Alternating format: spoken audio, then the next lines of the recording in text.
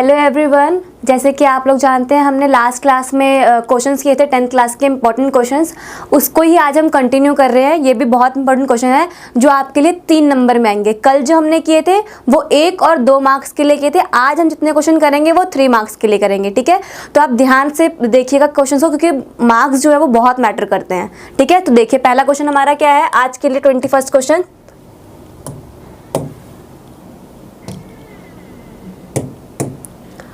आपका भाई एक ज्वेलरी की दुकान में कैश अकाउंट संभालता है। उसे कार्यस्थल पर किन 4 जीवन मूल्यों का पालन करने की आवश्यकता है? कि आपका एक भाई है जो एक सोने की दुकान है जिस पे कैशियर काम करता है, पैसों का लेन देन करता है। तो आपके भाई के व्यक्तित्व में कौन कौन से ऐसे कौशल होने चाहिए जो बहुत ज़रूरी है? ठीक है, ये वाला क्वेश्चन अगर पेपर में आता है तो आप इजीली लिख सकते हैं कि ईमानदारी होनी चाहिए, अपने काम को टाइम पे करता रहे, पंचुअलिटी होनी चाहिए। ठीक है, तो ये जो मेन चीज़ें ये तो आप लिख सकते हैं। ये चीज़ें क्या होती है? एथिक्स का पार्ट होती है। जैसे मैंने आपको चैप्टर में पढ़वाया भी है, एथिक्स क्या होते हैं उसका पार्ट है ये। तो सबसे पहले क्या होती है? विश्वसनीयता, कि उसके ऊपर जो उसका मालिक है दुकान का वो उस पर विश्वास कर सके कि हाँ मेरी इतनी महंगी दुकान है, इतने पैसे आते हैं, तो वो उन चीज़ों को संभाल के रखेगा, कभी घपला नहीं करेगा, पैसे लेना या देना ऐसा काम नहीं करेगा। उसे वह ईमानदारी के साथ काम करना चाहिए, गुणवत्ता के साथ काम करना चाहिए तथा एक विश्वसनीय सहकर्मी के तरह काम करना चाहिए और परियोजनाओं में उचित योगदान देना चाहिए। ठीक है, विश्वसनीयता होनी चाहिए उसके पास कि वो जो दुकानदार है, जो उसका मालिक है, वो उस पर विश्वास कर सके। ठीक है, नेक्स्ट पॉइंट क्या है हमारा? अनुशासन, उसे समय पर अपना काम खत्म करना चाहिए तथा समय पर दुकान आना चाहिए और किसी भी काम को समय सीमा के अंदर ही खत्म करना चाहिए। ठीक है, जैसे कि मैंने आपको बताया क्या होनी चाहिए? पंचुअलिटी होनी चाहिए उसके अंदर, कि टाइम से आए, टाइम से दुकान खोले, टाइम से सारी चीज़ें सेट करे। ठीक है, तो ये चीज़ें क्या होती है? एक जो दुकान होती है उसके प्रॉफिट के लिए बहुत ज़रूरी होती है कि सब कुछ चीज़ें टाइम पे मैनेज की जाए और टाइम पे जो काम करने के लिए उसे दिया गया है उसे वो टाइम टू टाइम कंप्लीट करे। नेक्स्ट है सहयोग, उससे सभी का सहयोग करना चाहिए, सबके काम में हाथ बटाना चाहिए। ठीक है, वो खुद का काम भी करे, अगर उसे दिख रहा है कि कोई प्रॉब्लम है, किसी से कोई काम नहीं हो रहा तो उसकी हेल्प भी करे। नेक्स्ट है निष्ठा, उसे मेहनत तथा लगन के साथ काम करना चाहिए। ठीक है, उसके अंदर क्या होनी चाहिए? विलिंगनेस होनी चाहिए, विलिंगनेस टू लर्न, कि मुझे कोई चीज़ करनी है तो उसके लिए जल्दी मतलब कि विलिंगनेस हो कि हाँ ये काम मैं कर दूंगा। तो क्या है? उसमें निष्ठा होनी चाहिए हर काम को करने के लिए। नेक्स्ट क्वेश्चन है हमारा, परिवार द्वारा दादा दादी की देखभाल करने के 6 तरीके बताइए। ठीक है, परिवार में जैसे हम जानते हैं ओल्ड एज वाले पर्सन रहते हैं तो उनकी आप देखभाल कैसे कर सकते हैं। ठीक है, ये वाली बातें तो हम खुद अपने जर्नली लाइफ में देखते हैं, तो अपने जर्नल लाइफ से इन चीज़ों को हम उठा सकते हैं कि कैसे देखभाल कर सकते हैं। उनसे प्यार से बात करके, उनके खाने पीने का ध्यान रख के, उनको बाहर सैर पे ले जाकर, ठीक है, उनकी जो भी ज़रूरतें हैं उनको पूरा करके, उनकी बीमारियों का, उनकी दवाइयों का टाइम टू टाइम ख्याल रख के। तो ये सभी चीज़ें जिनसे हम अपने जो घर में बड़े बुजुर्ग हैं उनकी देखभाल कर सकते हैं। तो सबसे पहले क्या है हमारा? वृद्धों की सुरक्षा का ख्याल रखना, उनकी सुरक्षा का ख्याल रखना कि वो सिक्योर फील कर रहे हैं या सेफ फील कर रहे हैं या नहीं, उनको कोई प्रॉब्लम तो नहीं है। उनके प्रति सदैव आदर व प्रेम का व्यवहार करना। ठीक है, उनके आदर करना, उनसे अच्छे से बात करना, बदतमीजी नहीं करना, प्रेम से रहना उनके साथ। उनके ज़रूरतों का ख्याल रखना, जो भी उनकी ज़रूरतें हैं कि उन्हें किस टाइम पे क्या चीज़ चाहिए, उनका ख्याल रखना कि उन्हें अब दवाई देनी है, अब पानी की नीड है, उन्हें अब खाना दो। ठीक है, तो उसके हिसाब से मानसिक सेहत पर ध्यान देना। ठीक है, कि उनको किसी भी तरह का स्ट्रेस न दो, क्योंकि जब ओल्ड एज आती है ना पर्सन, देखा है आपने कि ओल्ड एज में पर्सन वैसे भी बहुत चिड़चिड़ा हो जाता है। तो क्या करना है? उनकी मानसिक जो सेहत है उस समय वो बहुत चीज़ें सोचने लग जाते हैं, दिमाग में बहुत सारी प्रॉब्लम्स होती है। तो क्या करना है? उसको मानसिक रूप से बिल्कुल भी कष्ट नहीं देना, उनसे प्रेम से रहना, अच्छे से बातचीत करनी है। वृद्धों को अकेलापन महसूस ना होने दें। आपने देखा है जब वृद्धावस्था आती है तो क्या होता है?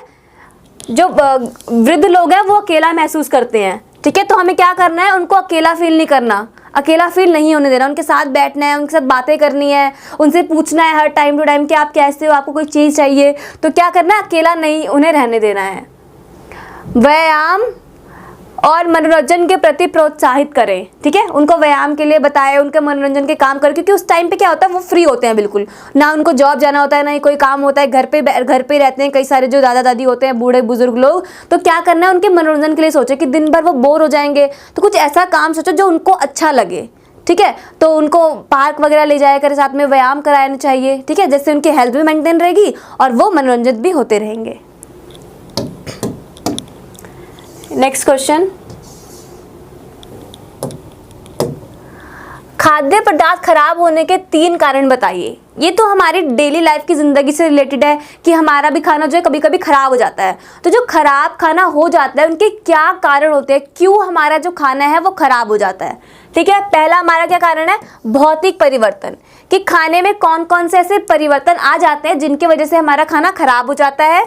भोजन में भौतिक कारणों से परिवर्तन से भोजन का रंग, रूप, स्वाद खराब हो जाता है, ठीक है। उसका कलर चेंज हो जाता है। कई बार देखा होगा आपने, सब्जी उसका कलर चेंज हो गया, या फिर दाल डाली उसमें फेन आने लग जाता है, तो क्या है, कलर चेंज हो गया, उसमें खुशबू अलग हो गई उसकी। जैसे किसी भार या दबाव के कारण फल या सब्जियों का ढीला व पिलपिला पड़ जाना, ठीक है। फल सब्जियां भी देखिए आपने ढीली और पिलपिली पड़ जाती है। कई बार आपने देखा होगा साग अगर ऐसी फ्रिज में हम थैली में बांध करके रख देते हैं तो वो खराब हो जाता है, पिलपिला हो जाता है।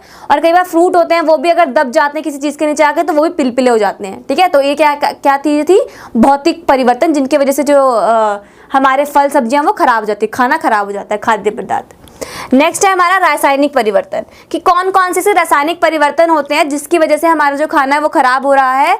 कई बार दूध को गर्म जगह छोड़ देने से वह फट जाता है, ठीक है। ये तो जानते हैं आप लोग ही, तभी तो हम लोग दूध को फ्रिज में रखते हैं। अगर जिनके पास फ्रिज नहीं है वो दूध को पानी का कटोरा लेकर पानी के अंदर डाल के रख देते हैं, ठीक है, ताकि दूध खराब ना हो, या फिर उसे बहुत ज़्यादा बॉईल कर लेते हैं अच्छे तरीके से ताकि खराब ना हो। तो मतलब सबके अपने अपने तरीके के खाद्य पदार्थों को कैसे सुरक्षित किया जा सके।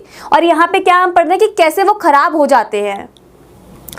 यह रासायनिक परिवर्तन के कारण होता है जब प्रोटीन व कार्बोज आपस में क्रिया करते हैं, ठीक है। ऐसा क्यों होता है, क्यों दूध फट रहा है, क्यों खाना खराब हो रहा है, क्योंकि प्रोटीन और जो कार्बोज होते हैं वो आपस में क्रिया करते हैं, जिसकी वजह से जो भी चीज़ है हमारे खाद्य पदार्थ है वो खराब हो जाता है।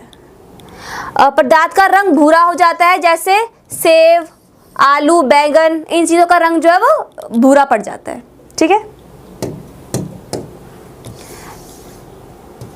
नेक्स्ट हमारा थर्ड पॉइंट क्या है कि किस वजह से खाना खराब हो रहा है, कीड़े मकोड़े व चूहों की वजह से, ठीक है।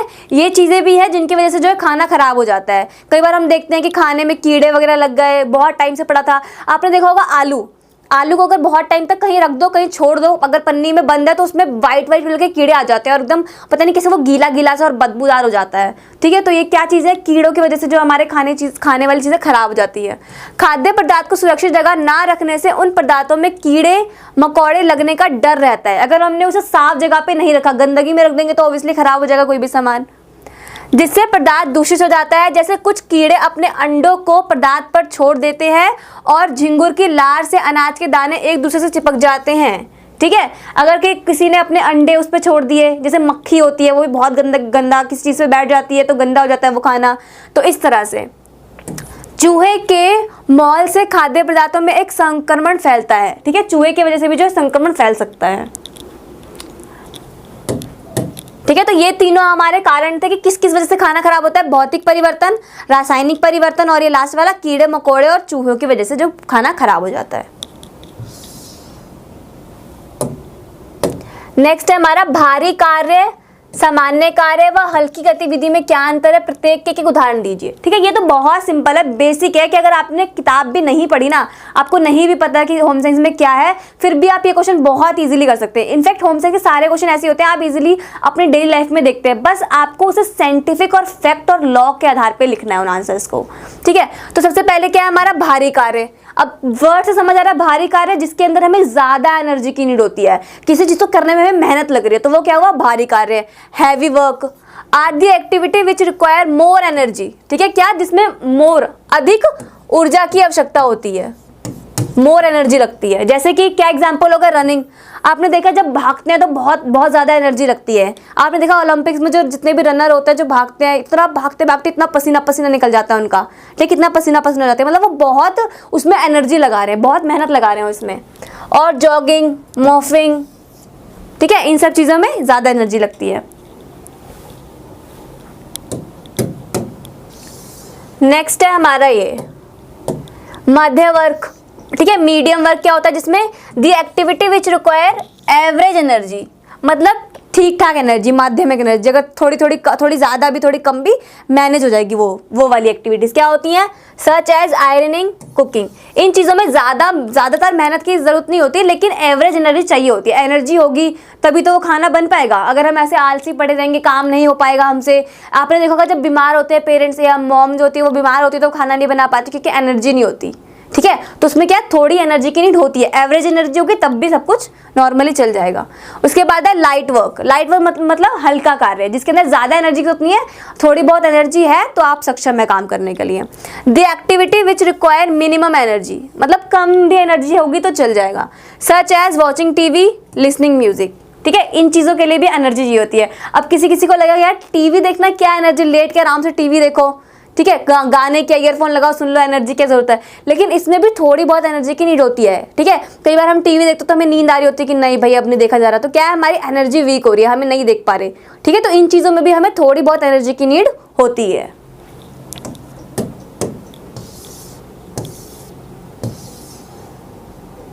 नेक्स्ट क्वेश्चन है हमारा, अपनी सूती कमीज जिस पर कढ़ाई हो रखी है, डिजाइन बने हुए हैं, को प्रेस करते समय आप किन तीन बातों का ध्यान रखेंगे। ठीक है, आपके पास एक कमीज है, ठीक, उस पर बहुत ज़्यादा कढ़ाई हो रखी है लेकिन वो सूती की है, तो आप किस तरह से उसकी देखभाल करेंगे, उसे किस प्रकार से प्रेस करेंगे। ठीक है, तो ये आप खुद ही अपने अंदाजे से बता सकते हैं कि उसको लाइट गर्म करेंगे, कम गर्म करेंगे, ऐसे प्रेस करेंगे उसको। जहाँ जिस जगह पे कढ़ाई हो रखी होगी उस जगह पे प्रेस नहीं करेंगे, थोड़ा उस पर पानी डाल देंगे ताकि ज़्यादा जले ना या फिर ज़्यादा गर्माहट उसे फील ना हो। ठीक है, तो इस तरह से जो है अपना सूती कपड़ा जो है उसको प्रेस करेंगे जिसपे कढ़ाई रखी है। ठीक है, अब देखते हैं इसमें क्या लिखा हुआ है, प्रेस को ज़्यादा गर्म ना करें। ठीक है, जैसे मैंने बताया प्रेस ज़्यादा गर्म नहीं करनी, लाइट गर्म करनी है, हल्की, क्योंकि सूती कपड़ा वैसे ही बहुत हल्का होता है ना। कमीज पर पानी छिड़क दें जिससे प्रेस कमीज पर ना चिपके। ठीक है, जो सूती कपड़ा होता है ना, वो अगर ज़्यादा प्रेस गर्म होगी तो वो चिपका लेता है अपने साथ कपड़े को, तो क्या करना है थोड़ा पानी छिड़क देना उसके ऊपर ताकि वो चिपके ना उससे। इससे कमीज की सिलवटें भी चली जाती हैं। ठीक है, कमीज में जितनी सिलवटें होंगी ना, सिलवट जैसे कपड़ा वो हो जाता है बिल्कुल सिलवटों वाला, तो वो भी हट जाएंगी। नेक्स्ट क्या है,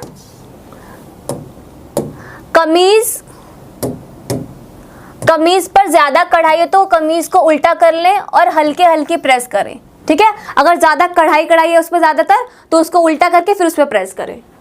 जिस जगह पर कढ़ाई है वहां पर प्रेस ना करें। ठीक है, जिस जगह पे कढ़ाई हो रखी है उस पर प्रेस तो वैसे भी होगी नहीं, उसके ऊपर उबड़ खाबड़ हो जाएगा वो, तो उस जगह पे प्रेस करें ही मत बिल्कुल।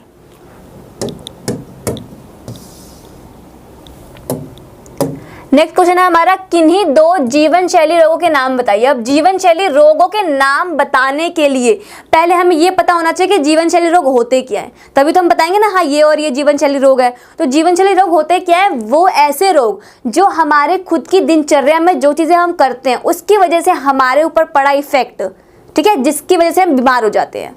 तो हमारे जीवन शैली में कुछ ऐसे कार्य जो गलत होते हैं, ठीक है, तो उस वजह से क्या होता है, हमें जीवन शैली रोग हो जाते हैं।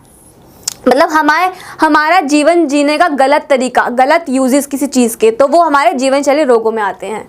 किसी एक ऐसे रोग से बचाव हेतु हम क्या प्रयास कर सकते हैं। अगर हमें कोई जीवन शैली संबंधित रोग हो गया है, हम अपनी जीवन शैली में कुछ गलत चीज़ें उपयोग कर रहे हैं, गलत चीज़ों का सेवन कर रहे हैं जिस वजह से हमें कोई बीमारी हो गई है, तो उससे हम कैसे छुटकारा पा सकते हैं, कैसे हम बचाव कर सकते हैं।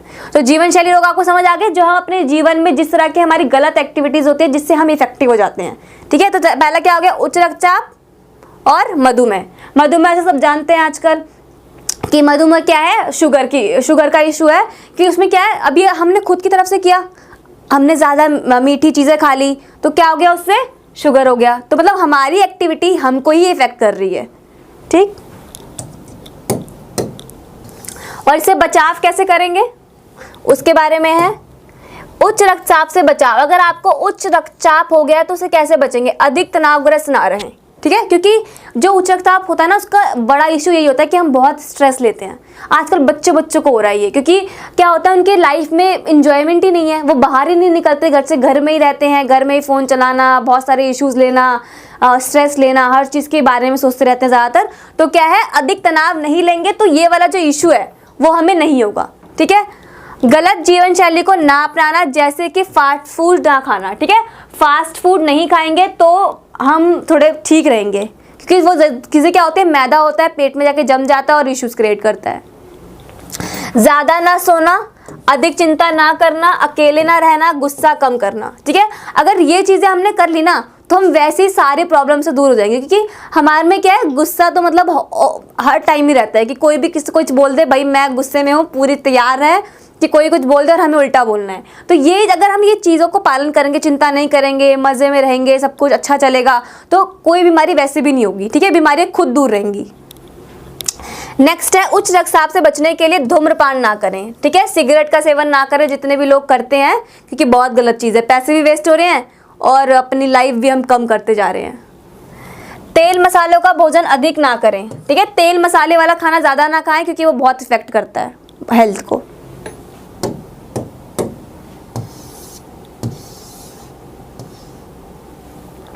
और ये जो अनुवांशिकता से भी उच्च रक्तचाप का कारण हो सकता है, कि उच्च रक्तचाप का कारण क्या होता है, क्यों हो गया किसी को भी उच्च रक्तचाप, क्योंकि वो अनुवांशिकता से भी होता है, यानी कि हेरिडिटी, कि अगर मेरे पेरेंट्स को था तो उनसे जीन्स के क्रोमोसोम से मेरे अंदर आ गया। ठीक है, तो क्या होता है, ये हेरिडिटी से भी होता है। अगर हम लोग अगर इस टाइम पे हम लोग अगर ठीक रहेंगे तो आगे जो हमारी आने वाली जनरेशन है वो भी ऐसी बीमारियों से बच जाएगी। ठीक है, तो हमें अपने आप को हेल्थी रखना है।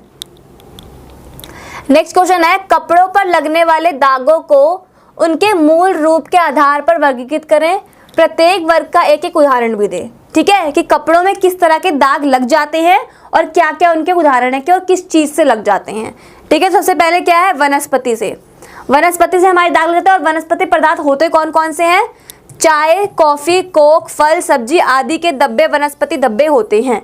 ठीक है, तो वनस्पति वाले डब्बे कौन से हो गए, जो चाय, कॉफ़ी, कोक, इन सब चीज़ें होंगी, ये क्या होंगी, वनस्पति वाले डब्बे। ठीक है, नेक्स्ट क्या है, नेक्स्ट है हमारा प्राणी जगत से खून, अंडे, दूध आदि के डब्बे इस श्रेणी के अंतर्गत आते हैं। ठीक है, दूध, अंडा, खून, इन सब चीज़ों से क्या होता है, जो दाग हमारे कपड़ों पे लग जाते हैं, कहीं और चीज़ पे लग जाते हैं, तो वो चीज़ें आती हैं प्राणी जगत वाले धब्बों से। नेक्स्ट क्या है, चिकनाई। अब चिकनाई वर्ड समझ आ रहा है कि किससे, मक्खन का, वसा का, इन सब चीज़ों का लग गया तो हो जाता है, जैसे घी, मक्खन, रसेदार सब्जी आदि से क्या होता है, चिकनाई वाले धब्बे। ठीक है, नेक्स्ट है खनिज से, इन धब्बों में स्याही, जंग, दवाइयाँ आदि के धब्बे हो जाते हैं। ठीक है, अब देखा होगा आपने, जो हम लोग जब स्कूल जाते थे, स्कूल ड्रेस पे इतने पेन के धब्बे होते थे, क्योंकि हम जब लिखते रहते थे कई बार हाथ छोड़ा, और आपने देखा होगा लिखते लिखते हाथों पे कितने हो जाते हैं पेन के।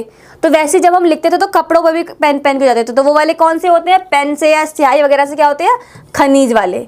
रंग के धब्बे, ये धब्बे अम्ल युक्त व क्षार युक्त होते हैं, क्षार और अम्ल युक्त होते हैं। कौन से, रंग वाले धब्बे, रंगों के धब्बे लग जाते हैं कपड़ों पे। ठीक है, और कई बार कपड़ों से कपड़ों पे लग जाते हैं, हम तो मम्मी कहते हैं ना ये वाले कपड़े अलग से धोने हैं क्योंकि इसमें रंग निकलता है इसका, तो उस हिसाब से कि धब्बे लग जाते हैं।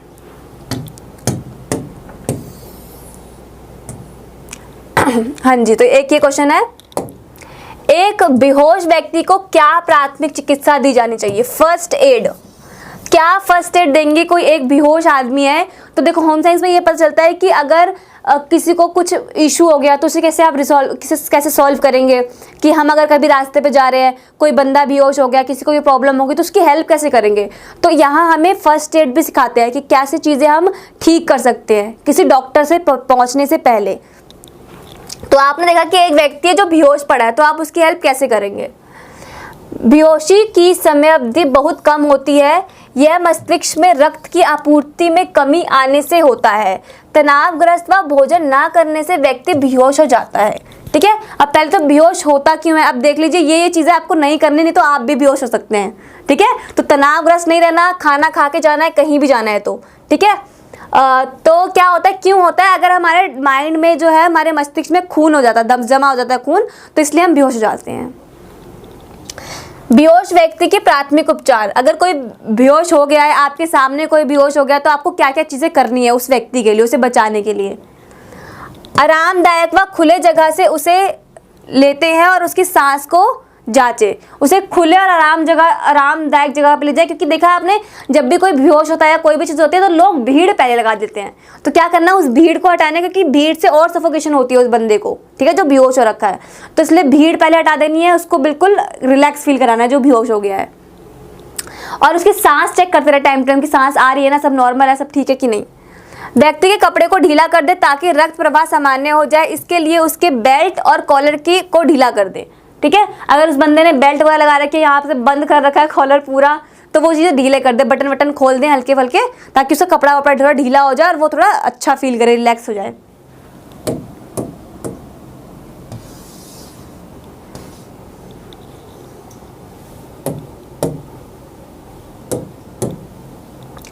पैरों को सिर के स्तर से ऊपर उठाकर रखें। अब जो पैर होता है उसको सिर से ऊपर कैसे उठाएंगे मैं बताती हूँ। पहले पर्सन को लिटा दो और लिटाने के बाद उसके पैर को ऊपर कर दो, ठीक है। तो वो सर से जो है, सर के उससे ऊपर आ जाएगा, यानी कि ऐसे करके, ठीक। तो क्या होगा, उसका जो भी वो खून का जो दर्रा है, खून जो है वो ज़्यादा सर्कुलेट होना शुरू हो जाएगा। रोगी को 1 मिनट के अंदर होश आना चाहिए, वरना उसे चिकित्सा सहायता के लिए उपलब्ध कराएं। अगर 1 मिनट के अंदर उसे होश आ जाता है आपकी इन एक्टिविटीज़ से, कि उसे आराम से रख रहे हैं, उसे कपड़े ढीले कर रहे हैं, सब कुछ कर रहे हैं, अगर उसे होश आ जाता है तो ठीक है, नहीं तो उसको हॉस्पिटल ले जाएं, है ना। या फिर प्राथमिक चिकित्सा अगर आपको आती है। CPR सुना है आप लोगों ने? माउथ टू माउथ वो देते हैं सांस, ठीक है। तो लेकिन ये भी चीज़ें हैं कि अगर आप लोगों को आती हैं तभी देनी है, ठीक है। अगर नहीं आती, आप एक्सपीरियंस नहीं हो तो मत दो, क्योंकि क्या पता आपको कोई इशू ना हो जाए और वो बंदे जो बेहोश है उसको कुछ ज़्यादा हाई लेवल का कुछ इशू ना हो। तो जो आपको आता है फिर आप करेंगे वो चीज़। ये है आपका क्वेश्चन कि बजट से आप क्या समझते हैं। एक अच्छे बजट की कोई 3 विशेषता बताइए, ठीक है। बजट से आप लोग क्या समझते हैं? बजट क्या है? हम लोग जो बजट वर्ड है ना, ये हम घर में बचपन से सुनते आ रहे हैं। मम्मी कहती है, पापा कहते हैं बजट बना लो पहले, कि हमें पैसे मिल गया, चलो अब सब कुछ कर लेते हैं कि क्या क्या चीज़ें हमें लानी है, कहाँ खर्च करना है, कहाँ कम करना है। तो क्या है क्वेश्चन, बजट जो है वो आप क्या समझते हैं? बजट जो वर्ड है वो आपके लिए क्या है, और एक अच्छा बजट कैसे बनाएं, ठीक है। अच्छा बजट क्या होगा? जिसमें हम पैसे अच्छे से यूज़ करें, बचा के रखें, कम खर्च करें, फ्यूचर यूज़ के लिए रखें, क्योंकि फ्यूचर में कोई भी इश्यूज़, कोई भी प्रॉब्लम हमें हो सकती है, ठीक है। तो क्या है इसका आंसर, देख लेते हैं।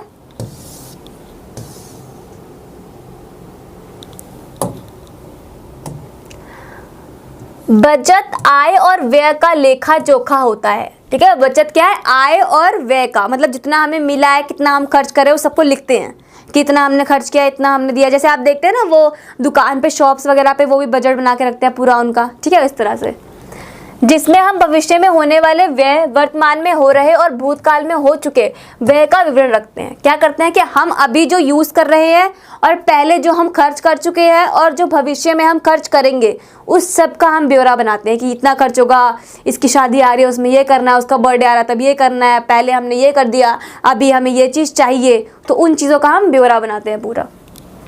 इस प्रकार बजट में हमें अपने खर्च का और आय का वितरण देना पड़ता है। इस सभी चीज़ों को हम लिखते हैं कि हमने कितना खर्च किया है और हमारे पास कितने पैसे थे और कितने हैं।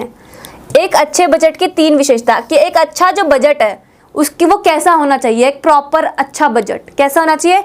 एक अच्छा बजट उसे कहते हैं जिसमें आय अधिक और खर्च कम हो, ठीक है, जिसमें हमारे पास पैसे ज़्यादा हों और हम उस पैसों का बहुत थोड़ा हिस्सा खर्च कर रहे हों, ठीक है। बजट में भविष्य के लिए बचत का प्रावधान हो, कि मैंने जो बजट बनाई है उसमें हमारे भविष्य के लिए बहुत पैसे हमारे पास कलेक्ट हो जाए, क्योंकि बाद में कोई भी इशू जो है वो हो सकता है, सडनली होते हैं क्योंकि इशू।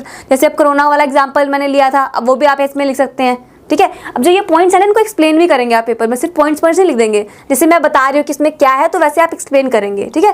जैसे ये वाला पॉइंट है आपके बजट में भविष्य के लिए बचत का प्रावधान, तो इसमें लिख देंगे कि जैसे कि हम रिसेंटली एग्जाम्पल देखते हैं कि कोविड आ गया, अगर लोगों ने भविष्य के लिए बचा के रखा था तो उन चीज़ों को उसने उस टाइम पर यूज़ किया। तो ऐसे कोई भी इशूज़ हो सकते हैं, कोई बीमार हो गया, कोई दुर्घटना हो गई, किसी का एक्सीडेंट हो गया, तो उन चीज़ों के लिए हम पैसे बचा के रखते हैं।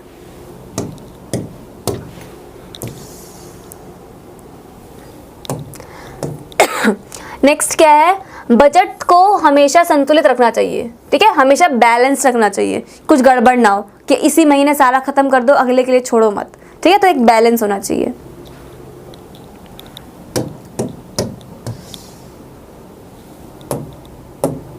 नेक्स्ट क्वेश्चन है हमारा, बच्चों के विकास में अंतर के 4 कारण बताइए। अब एक बच्चा जो है, आप सभी जानते हैं, जो हमारे डेवलपमेंट और ग्रोथ डेवलपमेंट होती है, उसके सभी जितने बच्चे होते हैं उनका जो अलग अलग क्रम होता है। कोई जल्दी सीखता है, कोई लेट सीखता है, कोई जल्दी चलना शुरू कर देता है, किसी के दांत जल्दी आ जाते हैं। तो ये सभी जो चीज़ें हैं ये कैसे अलग होती है, क्या चीज़ें मैटर करती है उन चीज़ों के अलग होने पर? व्यक्तिगत अंतरों का आधार बताते हैं कि जो भी बच्चे पैदा होते हैं उनके अंदर व्यक्तिगत अंतर क्यों होते हैं, मैं ऐसी और दूसरा पर्सन वैसा क्यों है, ठीक है, तो ये अंतर क्यों है? तो पहला क्या है हमारा, अक्सर एक ही आयु वर्ग के 2 बच्चों में वृद्धि और विकास यानी कि ग्रोथ और डेवलपमेंट में कई असामान्यता पाई जाती है। यह असामान्यताएं मुख्य रूप से उनकी वृद्धि और विकास को निर्धारित करती है, ठीक है, कि 2 सेम एज वाले जो बच्चे होते हैं कई बार उनमें बहुत डिफरेंसेस हो जाते हैं, और कई बार सेम एजेस वाले कई बार तो ऐसे देखते हैं कि जो जुड़वा बच्चे होते हैं 2, उन तक में बहुत डिफरेंस हो जाते हैं, ठीक है, अगर उनकी जगह चेंज कर दी जाए, एनवायरनमेंट चेंज कर दिया जाए तो बहुत डिफरेंस हो जाते हैं दोनों बच्चों में। तो क्यों होते हैं डिफरेंसेस, ये क्यों 2 पर्सन सेम क्यों नहीं है 2 पर्सन? तो पहला है हमारा वंशानुक्रम। वंशानुक्रम मतलब हेरिडिटी, ठीक है, जो हमें हमारे फादर मदर से मिलती है, जो हमारे पेरेंट्स से हमें मिलती है। वंशानुक्रम माता पिता से प्राप्त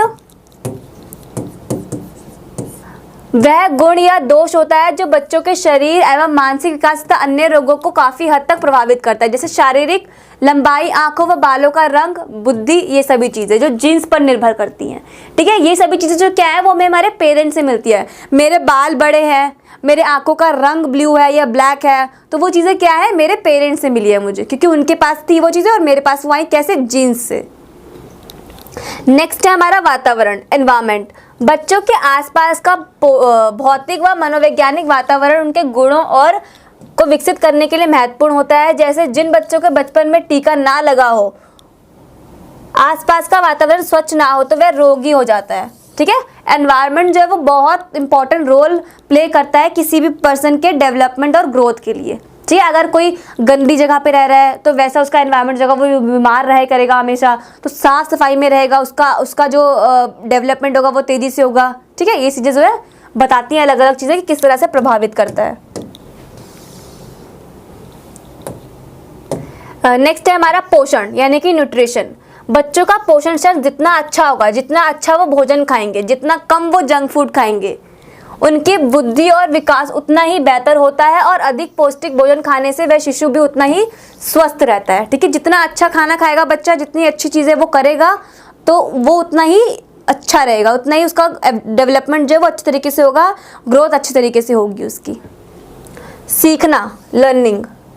बच्चों में सीखने के लिए जितनी अच्छी व्यवस्था और साधन होते हैं इत्यादि उपलब्ध कराए जाएं, वह उतना ही अधिक बुद्धिमान होता है, ठीक है। जितनी भी उसकी लर्निंग जो है वो कैसे अच्छी की जाए, कैसे इफेक्टिव की जाए, जितने उसके पास साधन होंगे, जितने भी रिसोर्सेज अगर अच्छे होंगे तो वो अच्छी तरीके से अपनी लर्निंग कर पाएगा।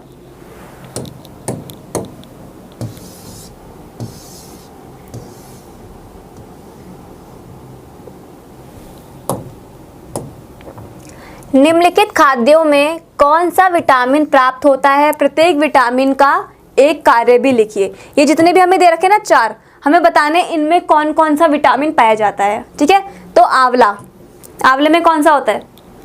आंवला क्या होता है? आंवला खट्टा होता है, तो खट्टे जो चीज़ें होती है उसमें होता है विटामिन सी। तो आंवले में क्या हो गया हमारा? विटामिन सी।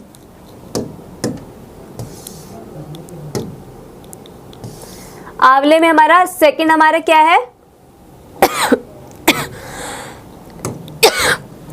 सेकंड है हमारा आम। आम में कौन सा होता है? Vitamin A. और पहले विटामिन सी में देखो उसने कहा था कि आंवले में क्या है? Vitamin C. और उसका काम भी बताइए कि विटामिन सी जो है वो क्या वर्क करता है हमारी हेल्थ में, क्या क्या कार्य है उसका। यह दांतों को स्वस्थ रखता है, उसके निर्माण एवं विकास में सहायता करता है, और यह मसूड़ों में रक्त प्रवाह को भी रोकता है। ठीक है। विटामिन सी हमें खट्टी चीज़ें खानी चाहिए, क्यों? क्योंकि हमारे दांत अच्छे रहते हैं और जितने भी हमारे मसूड़ों संबंधित कोई प्रॉब्लम होती है तो वो भी सॉल्व हो जाती है। नेक्स्ट पॉइंट है आम। आम में कौन सा होता है? Vitamin A. और विटामिन ए क्या काम करता है? नेत्र। नेत्र हमारी जो आंखों की रोशनी है उसके लिए अच्छा होता है। नेक्स्ट है सूर्य की रोशनी। ठीक है, सूर्य की रोशनी क्या देती है हमें? Vitamin D. और विटामिन डी का कार्य क्या है? शारीरिक विकास इसका मुख्य कार्य है। ठीक है, हमारे बॉडी का डेवलपमेंट करना जो सूर्य की रोशनी होती है उससे होता है। ठीक है, उसमें क्या होता है? Vitamin D. नेक्स्ट है दलिया। दलिया में क्या होता है? Vitamin B. और क्या करता है? पाचन शक्ति को बढ़ाता है। ठीक है, दलिया खाना चाहिए क्योंकि हमारा डाइजेस्टिव सिस्टम जो होता है वो ठीक बना रहता है। यह स्मरण शक्ति को भी बढ़ाता है। ठीक है, स्मरण शक्ति मतलब हमारी याददाश्त को भी तेज करता है। सब लोग दलिया खाएं, फिर होम साइंस में सब कुछ याद रहेगा और पेपर में आप बढ़िया करके आएंगे। ठीक है, दलिया खाना शुरू कर दीजिए। अब कुछ कहेंगे हमें दलिया नहीं पसंद, है ना।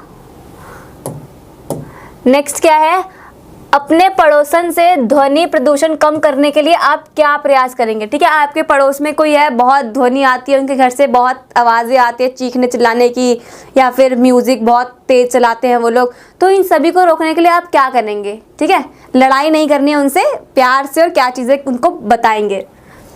क्या बताएंगे आप? जब भी वह लाउड स्पीकर का इस्तेमाल करे तो उसकी आवाज़ को अधिक ना करे ताकि ध्वनि प्रदूषित ना हो। अपने पड़ोसन से ध्वनि प्रदूषण कम करने के लिए आप क्या प्रयास करेंगे? तो क्या करेंगे? अपनी जो भी लाउड स्पीकर है उसको कहेंगे कम वॉल्यूम पर चलाना चाहिए। ठीक है, ताकि कोई साथ वाला जो हमारा पड़ोसी है वो डिस्टर्ब ना हो। ठीक, तो ध्वनि प्रदूषण क्या होगा? कम होगा उससे।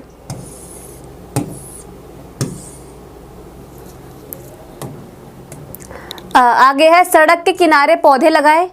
ठीक है, सड़क के किनारे जो है, किनारे पौधे लगाने चाहिए कि जब व्हीकल्स वहाँ से जाते हैं, जब गाड़ियाँ वाड़ी जाती हैं, तो जो भी उनका ध्वनि होती है ना, तेज़ ध्वनि, अगर तेज़ ध्वनि होगी तो वो उन चीज़ों में, वो एनवायरनमेंट में मिल जाती है ध्वनि। ठीक है, तो अगर हम ज़्यादा पेड़ लगाएंगे तो ध्वनि प्रदूषण भी कम होगा, उसका जो रेशियो है वो कम हो जाएगा।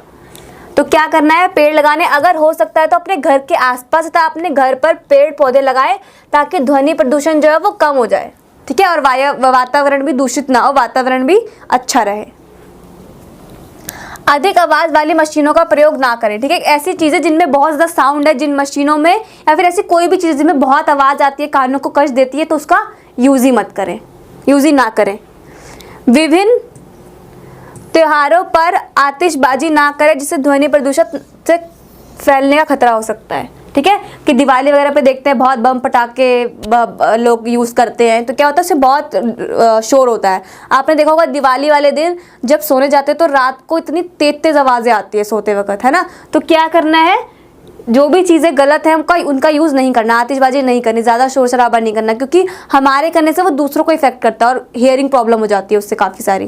ठीक है, तो आज के लिए आपके लिए इतने ही क्वेश्चन थे। ठीक है, आप इन सभी क्वेश्चन को ध्यान से देखिए और समझिए। अगर आपको कोई भी प्रॉब्लम होती है, जो क्वेश्चन समझ नहीं आता, या फिर आपको लगता है कि आप इस क्वेश्चन में क्या ये चीज़ लिख सकते थे, तो आप कमेंट कीजिए। ठीक है, कि मैम इस क्वेश्चन में क्या हम ये वाला पॉइंट लिख सकते हैं, तो मैं आपको बताऊंगी कि वो सही है या फिर गलत है। ठीक है, और जो भी कोई भी प्रॉब्लम हो वो बताइएगा आप, और जो भी ऑनलाइन क्लासेस होती हैं, कुछ भी नोट्स होते हैं, उसका सब कुछ आपको वीडियो के डिस्क्रिप्शन में आपको मिल जाएगा, वहाँ से देख लीजिए। Okay, thank you.